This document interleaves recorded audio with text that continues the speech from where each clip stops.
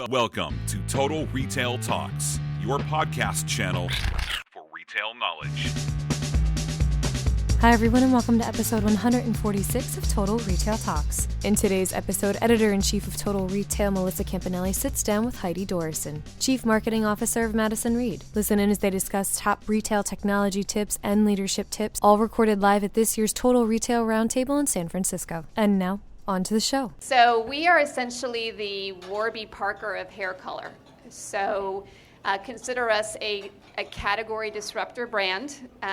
We essentially don't believe that the current options to a woman for coloring her hair are ones that honor her and give her what she deserves. And for those of you that don't know, the two options today in the marketplace for how a woman can color her hair is she can buy a $10 box of hair color in the drugstore, which is a pretty horrible experience and is a very smelly experience, and the ingredients are not very good for the health of your hair. That's option A. Option B is she can go through the hassle of scheduling an appointment, usually over the weekend if she's a working mother, and she can blow $200 in 4 hours of her Saturday to get her hair colored. And so she's either dealing with a horrible experience or she's a slave to her colorist. And over time, as a woman needs to color her hair with age and she has to manage what the industry calls it the skunk stripe when the white grows in. Yes. We like to call it the wisdom stripe. So for a woman that manages a lot of wisdom, she has to color her hair more frequently. And so it becomes both an intolerable expense as well as hassle on her busy schedule.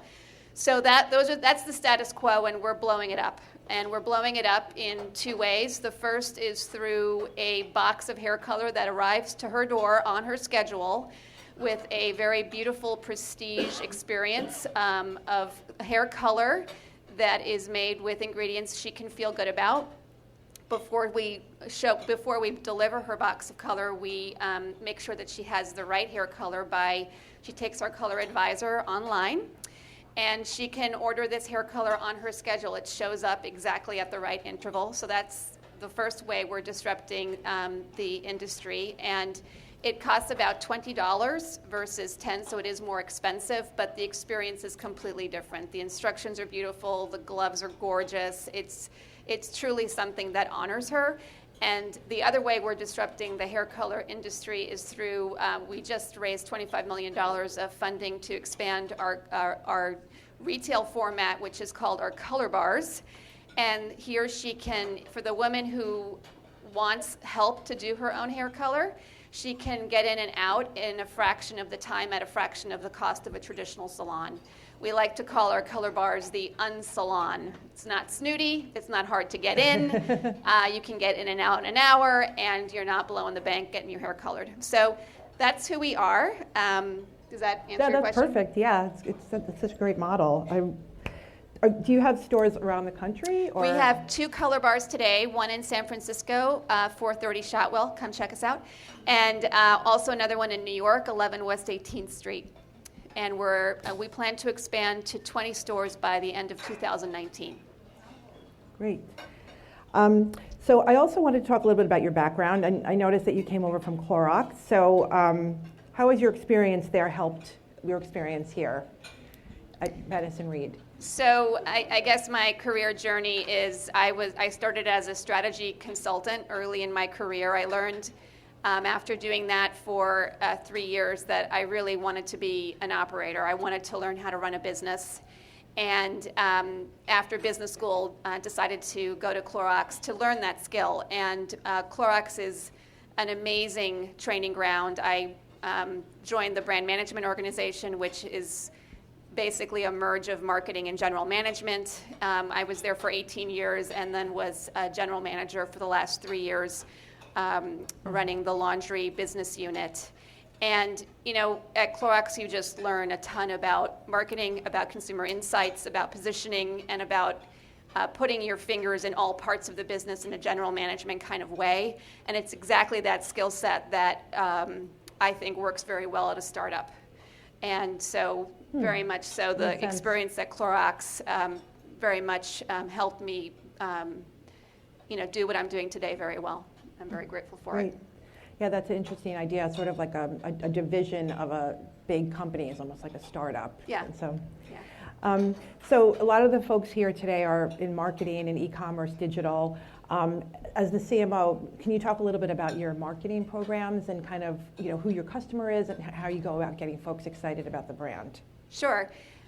So our consumer is between the ages of 35 to 54. So our target is not the 25-year-old getting mermaid hair. So we cater to, again, a woman who's managing a lot of wisdom. And as you can imagine, if that's your consumer target, you're going to reach her where she is. And so a big portion of our advertising spending is on Facebook, and we've cracked the code there, and it's working very, very well for us. And then a second area that we're growing very quickly is our radio. And you probably, as marketers, are wondering, why in the world would you advertise hair color on radio? Because you can't see the hair. You can't show the consumer the primary consumer benefit of gorgeous salon quality hair color.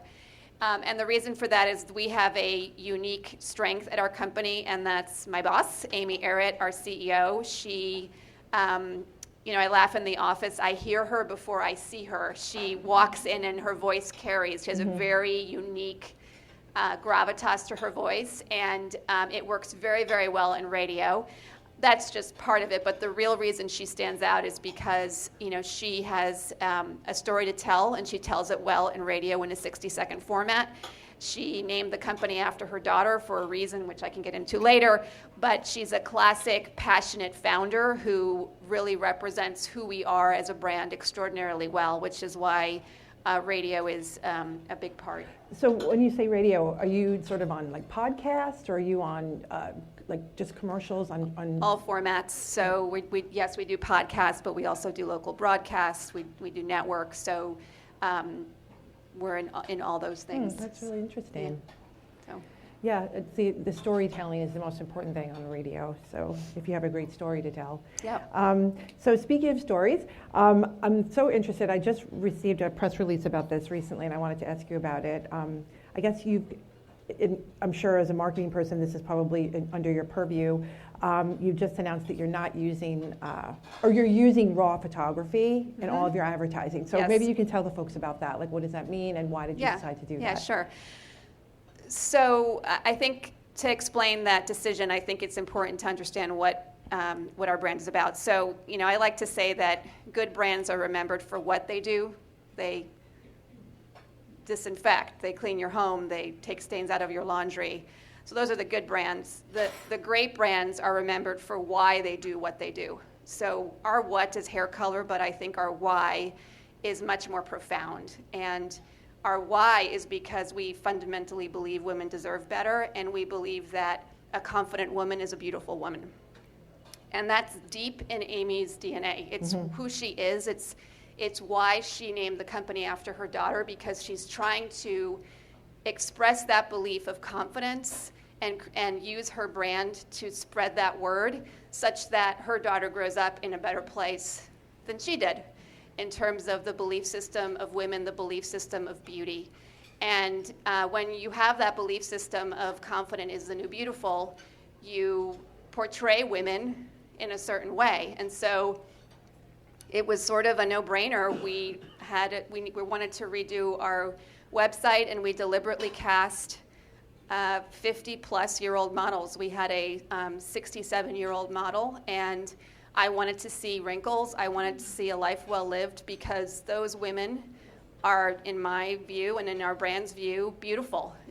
When you define beauty as confidence, we had also 20-year-old models, and we had a 20-year-old and a 67-year-old on the same beauty stage getting photographed at the exact same time together, and it was extraordinarily powerful.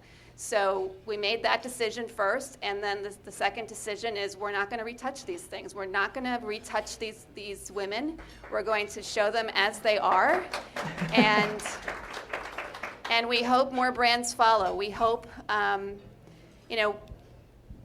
I grew up where I don't even think I realized that I was looking at retouched imagery. And over time, it gets into your psyche in very destructive ways. And, you know, I certainly hope that my daughters don't live in that kind of world. So that's why we didn't do the retouching.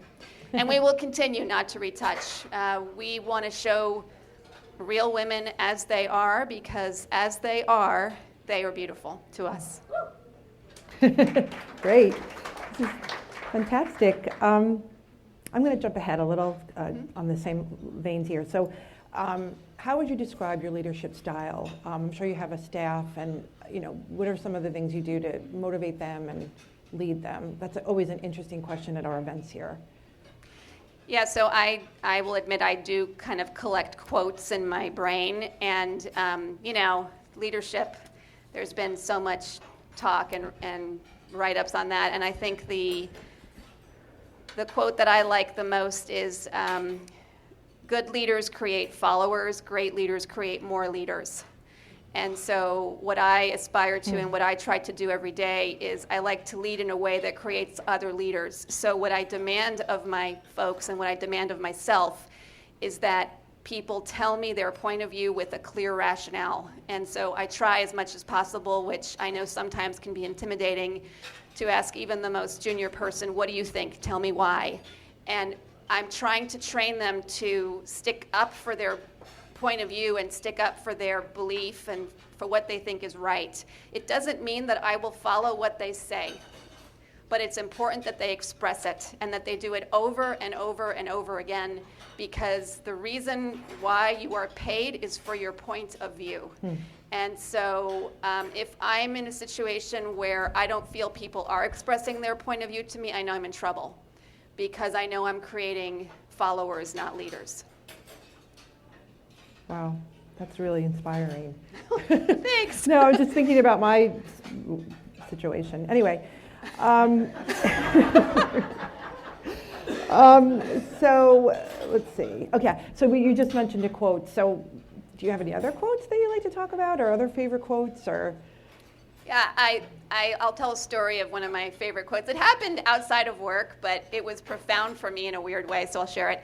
I was taking yoga for the first time, and I'm one of these people that I can't touch my toes. I've never been flexible, and I went to this yoga class, and there she was, the yoga instructor, the type of woman who could balance herself on her left pinky, and you know, she of course was wearing, like, her abs were just ridiculous, and as I'm staring at her, you know, yearning for that physique, she said something.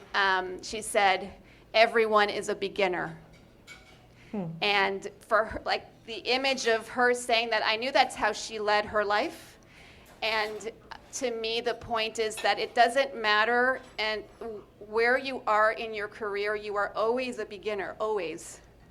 And what I have found when I was, you know, a junior person, I used to think, oh yeah, like when I get to become a vice president, it's going to be so much different because I'm going to have all these people and I'll be able to tell them what to do.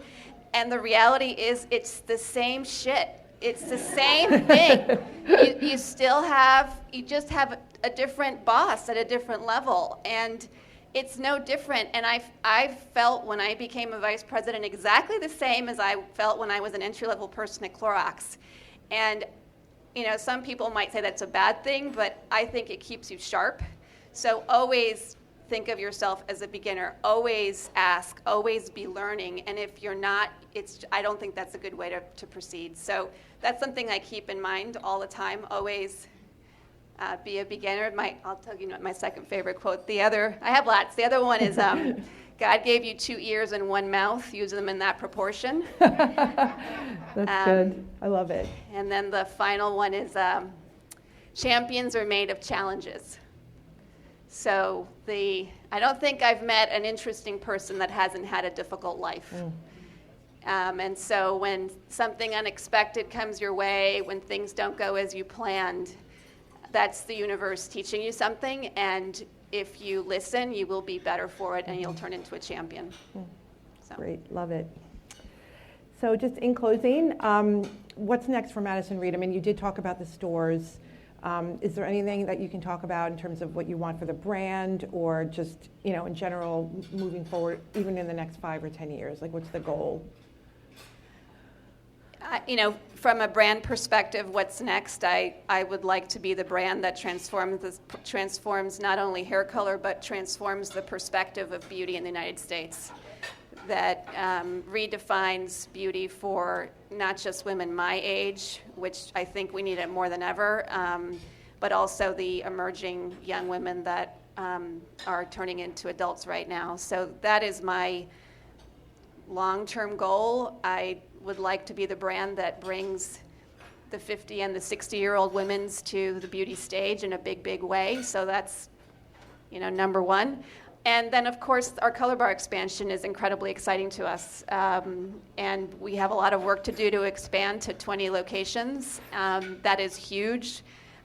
There's a lot of work to be involved there. And we also want to, when we communicate to our consumer, this is in our marketing as well as in person.